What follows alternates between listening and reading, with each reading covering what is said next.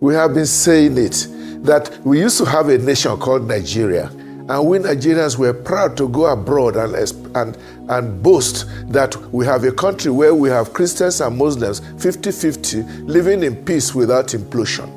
We were very glad to be what we were doing, and we were making progress in national integration.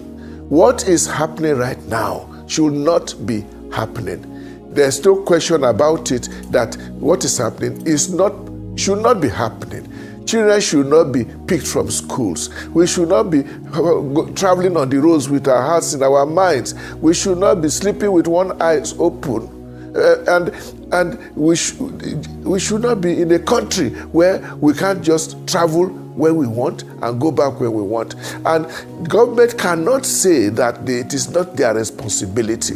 They can say it if they like, but nobody agrees. That's why we have a government. They asked for our votes. We voted for them, at least so they said. They said we voted for them. Do the work. Do the work. Keep us safe. You have all the money of Nigeria at your disposal to do whatever you like with it. It's those monies, those resources are not available to the ordinary Nigerian. Certainly not to the religious leaders, as far as I know. So I think the first thing we must agree is that there should be truth in this matter. The truth should be out that these are not correct. What is happening is not good, and let the government agree instead of all the time defending itself, denial. There is nothing wrong in Nigeria. There's nothing here that is not happening anywhere else. That's not helping us at all. It's not helping us at all, and they are not reflecting the moods and the feelings of the millions of Nigerians who are living in fear and anxieties. Not to talk of the millions who have suffered tremendously from insurgents and all kinds of violent criminals. Whether you begin to label them with religious titles, whether they are Muslims or Islamic or not, is another matter. But the fact remains that nobody can counteract that Nigerians are being killed. They are being killed, and we believe the government knows who are those killing Nigerians, and the government's duty is to stop them from killing Nigerians. And so far, we have not seen adequate action in this regard. My hope is that the noise that has been generated in the last 1 or 2 weeks from America, and the noise that the terrorists are also generating in Nigeria with the frequent actions that they are taking on our poor children. We hope that will wake up everybody who should be doing something to make sure that the country is safe. It is good that my president has suspended going to South Africa. That's what we expect of the president to do. Sit here and make sure that the country begins to get safe. We hear that the Minister of Defense has been sent back to his state to go and sort things out. But I hope they know things are wrong, not only in his state, in Katsina. The things are wrong all over the country. Benue State, Plateau State, even the federal capital, Niger State. There's problem everywhere. And I think if the government agrees that they have not done well, then they will look for help.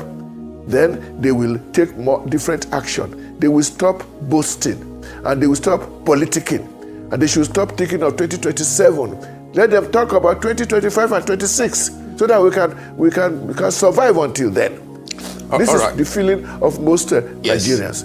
All right, Your Eminence, thank you so very much for the tone with which you have started the interview. But I'd like to ask, because you have clearly said that if the government admits that they have not done enough, they should seek help. And that's where I'll pick my question from. Donald Trump and America, has said that what is happening in Nigeria is genocide. And that if the government does not wake up to its responsibilities, America will have to come in to ensure that Christians are not being killed any further. But since Donald Trump made that statement, we saw what has happened. During the week alone, it's probably the worst week of the country this year. in terms of the number of kidnappings and abductions and killings that has happened. And my question therefore will be, what sort of intervention do you think that Nigeria should seek now, particularly from the United States? Is it to have boots on the ground to assist us, or is it to share intelligence? How do you think that America should step in, sir? Well, no country is an island on its own. Even the great countries, when they reach certain situation, they call for help. They call it partnership. Obviously, there's nothing wrong for Nigeria to seek partnership with other countries to deal with a problem that is beyond their control. But before that can happen, the government will have to agree that it is beyond their control. For the moment, the government keeps saying, we are doing very well. And they are even telling us, the National Security Advisor was telling the Bishops' Conference when we went to the State House that everything is very well now in Nigeria. We were looking at him, wondering, what Nigeria is this man talking about? So, first of all, we must face the reality. If indeed the government says they are incapable of handling the situation, then they either seek for assistance or they step aside for someone else who can do, other people who can do better. But the problem I have is this. I am not so sure that our Nigerian government with our armed forces are incapable of dealing with this matter. I am not so sure. And we are hearing that indeed Nigeria could handle this matter if they put aside politicking, if they put aside tribal and religious sentiments and face criminals who are dealing with us. We are all listening to all kinds of stories that we are hearing about the plans of certain people to destabilize Nigeria for their own interests. But we believe government ought to know about these things and stop them. The problem we have therefore is, do we have a government that is incapable of keeping us safe? If that is so, what are they doing to keep us safe? There's no more room now for excuses, saying that, there are foreign elements that are intervening and not allow us to work, or that we want to respect the religions of people. No, there's no more excuse. Nigerians should be able to move around safely within their country, and irrespective of your religion, irrespective of where you come from. Those who are speaking of genocide, that word, the last time we heard of genocide in Nigeria was during the Biafra War.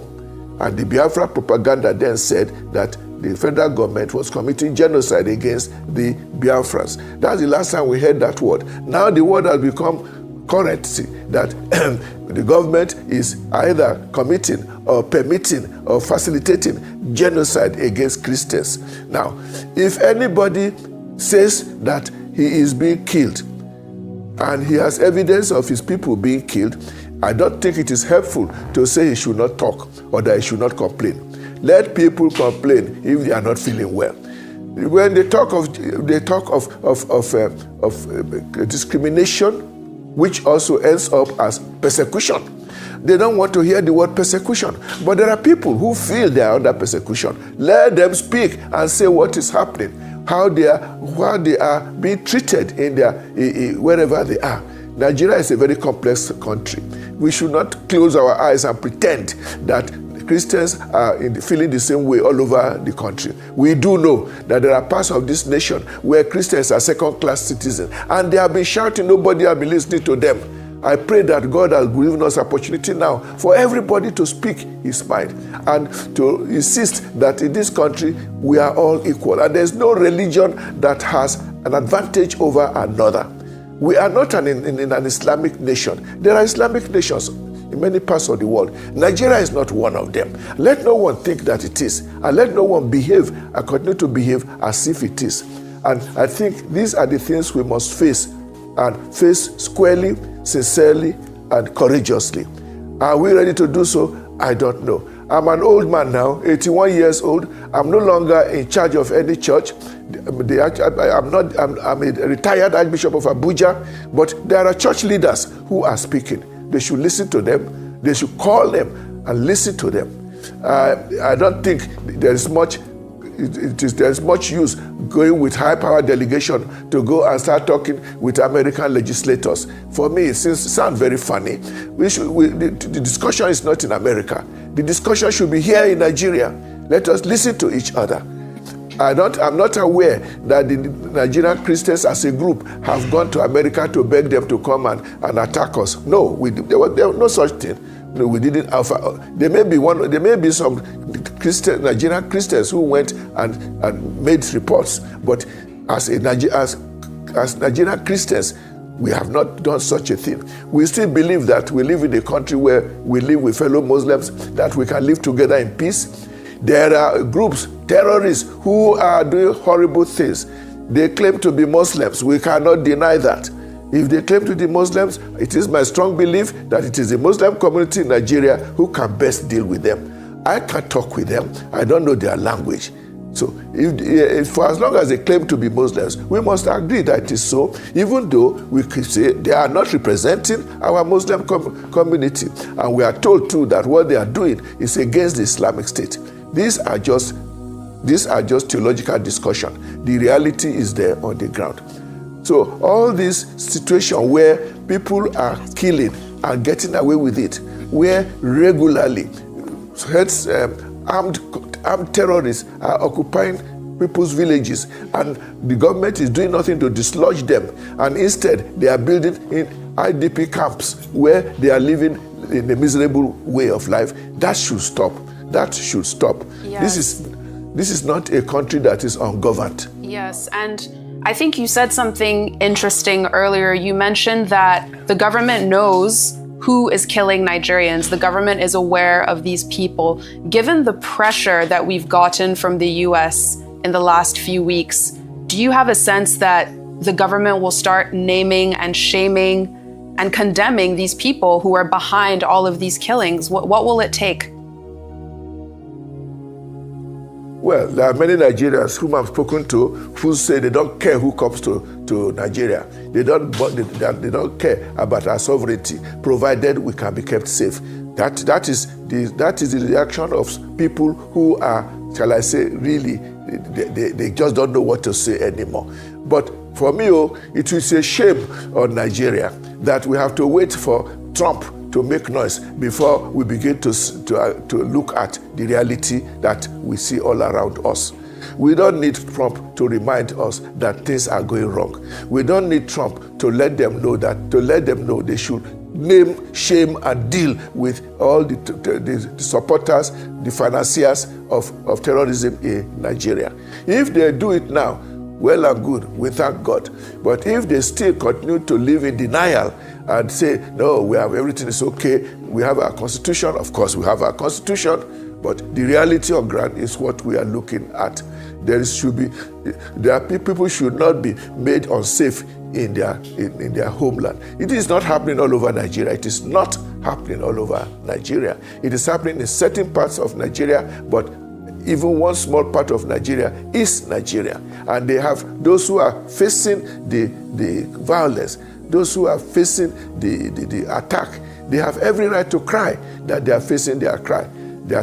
And if they cry to their own political leaders and nobody's doing anything, they have every right to go all over the world and make noise that they are killing us and our government are not doing anything. I don't blame anybody for doing that, because first and foremost, survival is the first thing. Now, I don't know whether, just as it seems the terrorists have decided to make their wars heard with all that has happened in the last week, maybe it will also make the government review everything. Check your records, look at the files. Who are those people that have been named with proper evidence, and stop wondering whether you want to step on any toes, or whether you want to go, you want to do anything against your political allies. And people are talking. Everybody is talking about 2027, which for me seems really it's a bit sad, because between now and 2027 we have almost a year and a half. A lot can happen. A lot can spoil within these 1.5 years. Why don't we face the country as it is now, make it safe, make it livable, and then when 2027 comes, ask us whether we want you back. Then we will decide. That is, if there's going to be an election and a free and fair election. But before then, we must live in peace. Yes, Archbishop John Cardinal. Before then, we must live in peace. Thank you. Thank you very much, Your Eminence. John Cardinal Onayekan, thank you very much for joining us. I believe a lot of people are suffering. Christians and Muslims are being killed, and that should not happen. Among our rulers, there are Christians and Muslims among them. We should put our heads together, one nation, and tackle those who are making our country unlivable. Yes. Thank you very much for giving me this chance to